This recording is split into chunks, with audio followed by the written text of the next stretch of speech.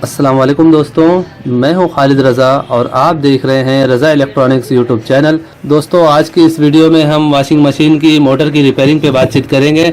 जैसा कि पहले भी मैं बता चुका हूं कि वॉशिंग मशीन के मोटर में इस पंखे का होना बहुत ज़रूरी है, क्योंकि ये मोटर जो है दूसरी मोटरों की निस्बत ज़्यादा ओवर हीट होती है, तो इसे पंखा लाजमी चाहिए। अगर इसमें ये पंखा नहीं होगा तो उस सूरत में ये मोटर जल सकती है, हीटअप हो सकती है।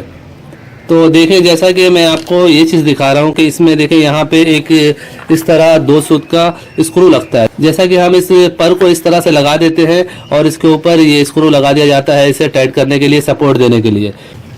दोस्तों, जैसा कि इसके अंदर वाली चूड़ियाँ वो ख़राब हो चुकी हैं और अब हम इसके अंदर वो इस तरह की चूड़ी बनाएंगे और इसके बनाने का तरीका आपसे डिस्कस करेंगे। दोस्तों, इस वीडियो में आप आखिर तक मेरे साथ रहें और नए आने वाले दोस्तों से मैं गुजारिश करूंगा कि अगर अभी तक उन्होंने हमारे चैनल रज़ा इलेक्ट्रॉनिक्स को सब्सक्राइब नहीं किया है तो काइंडली इसे सब्सक्राइब कर लें और साथ में बेल आइकन भी प्रेस कर दें। तो चलिए दोस्तों, शुरू करते हैं।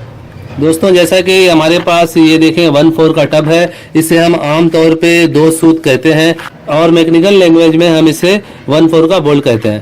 तो अब हमें इसमें टब चलाना है। ये देखें, ये टब है और इसमें 3 साइज बने हुए हैं।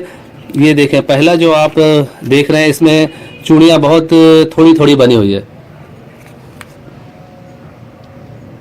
और इसके बाद वाला आप देखेंगे तो इससे थोड़ा ज़्यादा है। ये शुरू के हिस्से को आप देखें, इसकी निस्बत ये इससे ज़्यादा है। और तीसरा जो आप देखेंगे ये इसमें और भी आपको ज़्यादा चूड़ियाँ नज़र आएंगी। तो ये फाइनल टब है, ये फर्स्ट, ये सेकंड, ये फाइनल। तो इस तरह हम देखते हैं। पहले हम इसे चलाते हैं, थोड़ी सी चूड़ियाँ बन जाती है, फिर उसके बाद इसे चलाते हैं, उसके बाद फाइनल में ये चला देते हैं, उसके बाद हमारा स्क्रू इसमें लग जाएगा। तो इसे चलाने का भी एक मखसूस तरीका है, वो भी मैं आपको दिखाता हूँ। पहले हम ग्रिप प्लास से इसे पकड़ेंगे।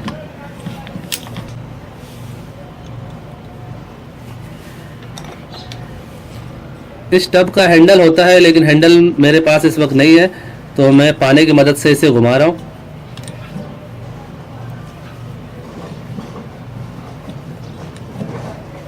इस तरह हम घुमाते जाएंगे और अंदर चूड़ियाँ बनती जाएंगी।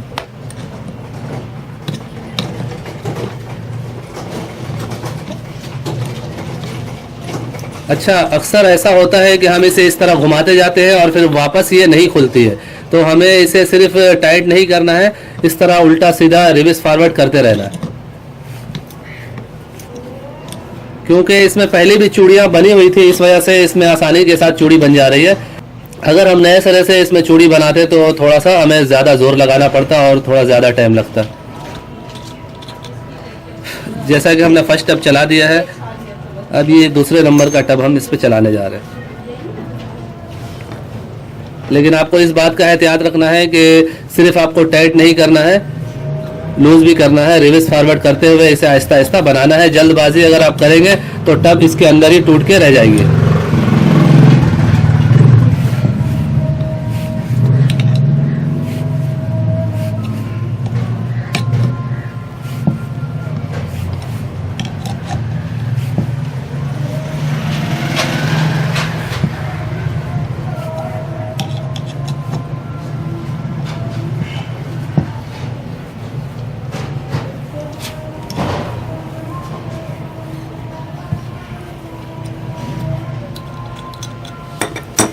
अब हम इस पे फाइनल टब चलाने जा रहे हैं।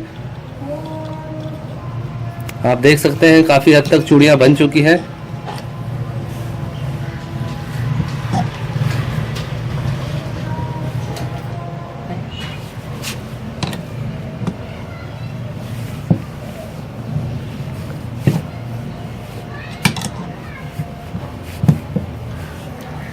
दोस्तों, अगर हम इस 1/4 के टब की बात करें तो ये कोई जीनियन टब नहीं है, ये एक आम सा टब है। इसमें जीनियन वाले भी आते हैं, वो महंगे होते होंगे।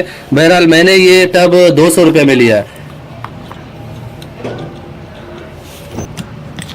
जैसा कि दोस्तों इसमें चूड़ियाँ बन चुकी हैं और आप देख सकते हैं बिल्कुल आसानी के साथ इसमें ये 2 सूत का बोल्ट चढ़ जा रहा है। तो अब हम इसे इस तरह से पंखे को लगा देंगे और एक वाशर लगा के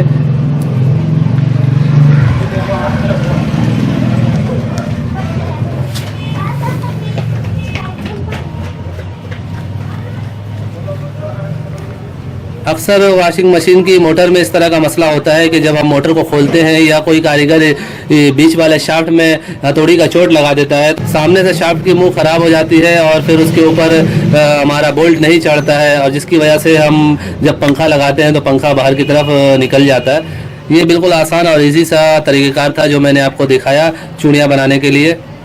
जी दोस्तों, ये था ख़राब चूड़ी को दुरुस्त करने का तरीक़ाकार जो आपने देखा। आई होप आपको ये वीडियो अच्छी लगी होगी। अगर अच्छी लगी हो तो इसे लाइक कर दें और अपने दोस्तों को भी शेयर करें। और अगर अभी तक आपने हमारे चैनल रज़ा इलेक्ट्रॉनिक्स को सब्सक्राइब नहीं किया है तो काइंडली इसे सब्सक्राइब कर लें और साथ में बेल आइकन भी प्रेस कर दें कि मेरी नई वीडियो अब तक पहुँचती रहे। तो दोस्तों, अपना बहुत सारा ख्याल रखिएगा। मिलते हैं नेक्स्ट वीडियो में। अल्लाह हाफिज़।